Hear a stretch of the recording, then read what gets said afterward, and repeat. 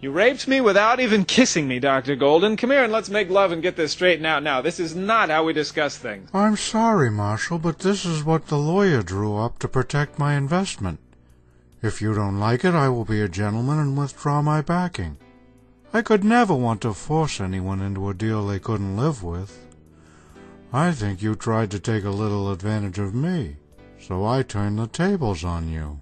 I'm a man of my word, Dr. Golden, but it should be a 50-50 deal. I don't mind having you as a full partner, but I don't think you know enough about this business to call it your cup of prune juice yet. That's the best I can live with. Half a cup of prune juice is better than a full cup, unless you're sitting on the toilet 24/7. We'll use the cameras for actors' audition tapes. No big brother here. That's the deal I had in mind.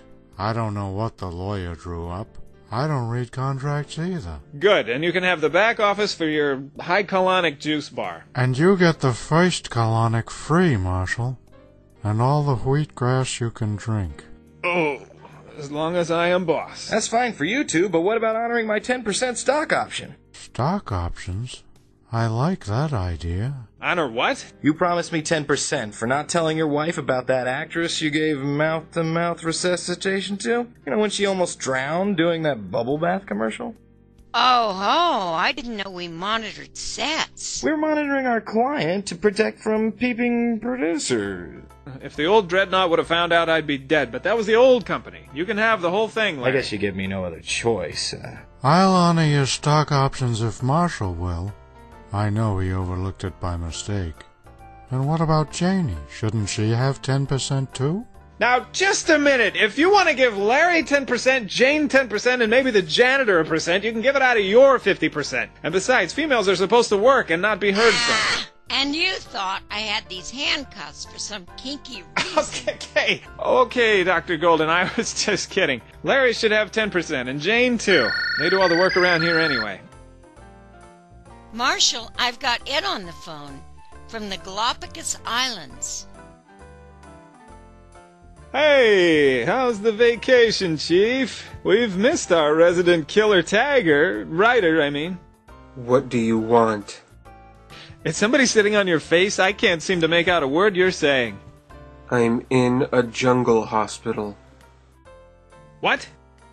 In a jungle hospital? You got bit by a giant turtle? At least did you win the race? You did! In the turtle's mouth? You gotta get out of the hospital and get back here right away. Fox is offering $1 million for your Happy Hitman script as soon as we deliver a script. We don't have one. There was an earthquake and the herring fell on it. My house is fine. Why? I like it the way it is. You gotta get back here, even on a stretcher. Do you understand? $1 million, not pesos, American money. You don't have to tag anybody, although we might be able to make a side deal. You want me to give the turtle a contract? Oh, put a contract on the turtle. Forget the turtle. It's probably dead from food poisoning by now. There's no honor in whacking a turtle. Let me talk to your doctor. It's a conference call, Marshal. Tell him, Doc. What? You're gonna keep him under observation for another week? I don't care if he has rabies. I want him back into L.A. tomorrow. He does. Well, put a muzzle on him and send him anyway. If you do me this favor, I'll hire you as my gardener. In L.A., you'll make more money in an hour as a gardener than you do in that jungle in a year as a doctor. Deal? Put Ed back on. Ed, it worked. I'll see you in 24 hours. And if you got rabies, try not to foam at the mouth when we pick up the check, or they'll think we're hungry and cut our perks. Goodbye, Chief. Jane, I'm going to go back and see if the good doctor has anything stronger to drink than carrot juice. Ed is threatening to blow up my house if this deal falls through. Come on, Larry, you're buying. Hi, Jane. Why so glum? Is Marshall being a bad boy again? We are looking for an actress 18 or older that can pass for a pregnant teenager.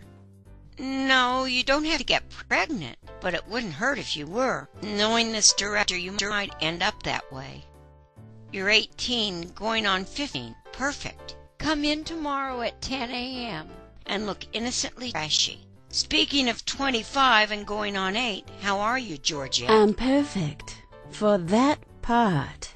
Mentally, you're a little too young, and physically, you look like the typical worn-out 25-year-old Hollywood nymphomaniac.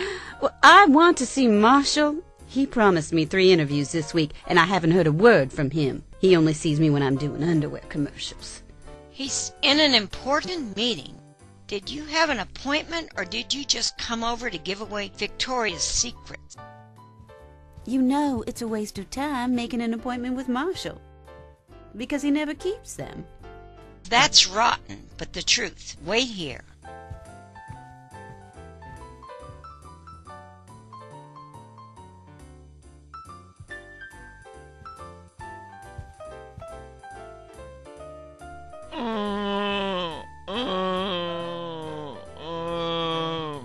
Marshall, sometimes I wonder whether you're an agent or a pimp. Georgette is here to see you. Oh, my head, my stomach, my feet. I drank something labeled rye whiskey, and it was poison. Oh, I'm gonna die. What are you going to do about that low-rider bait? Oh, is this Tuesday? Ooh, I always give her new underwear approval on Tuesdays. Hey, why don't you melt down and get some Victoria's Secret stuff yourself? You might turn out to be human. You think it might help me land one of our cute actors? I doubt it, but Dr. Golden would probably perk up. Did And I here hear someone comes the mention old my buzzard name? benefactor as we speak. Yes, I was just saying how good it is to have someone around the office who Jane can relate to. That Ice Cube? I prefer that firehead I saw when I came in.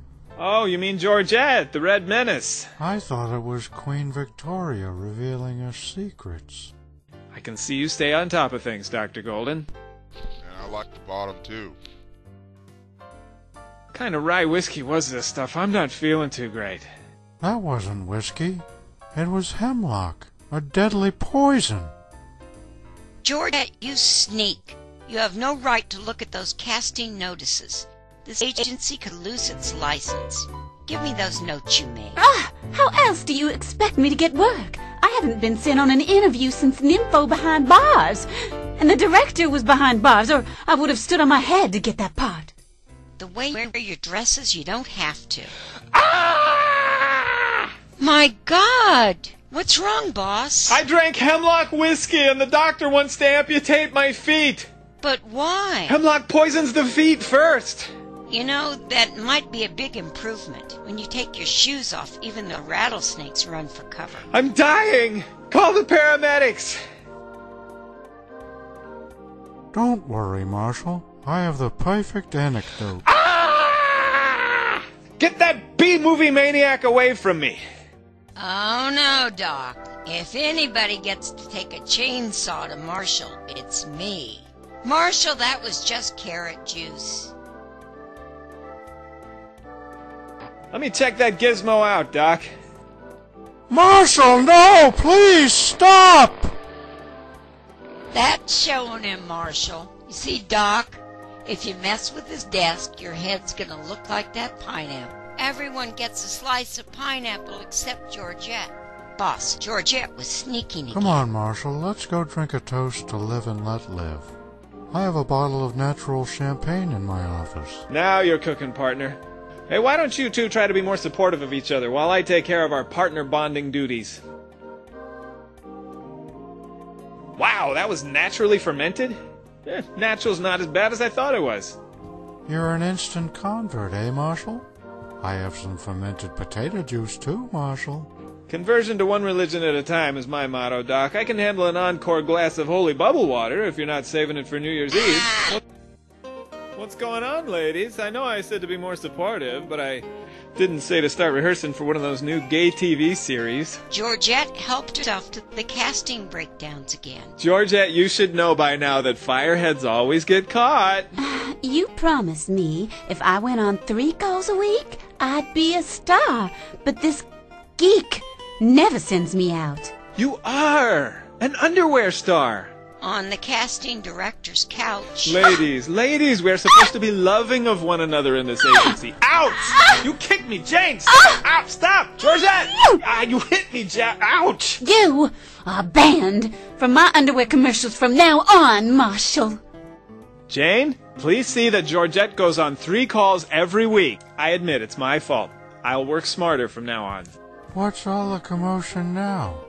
Every 5 minutes I have to tighten down my hearing aid. This is our new backer, Dr. Golden, Georgette. Dr. Golden, I want you to meet one of our prettiest actresses, Georgette. You cute little old man. Well, why don't you take me away from this horrible place and buy me a drink? I'd be glad to, as long as it's carrot juice for me. Ah, saved by young love.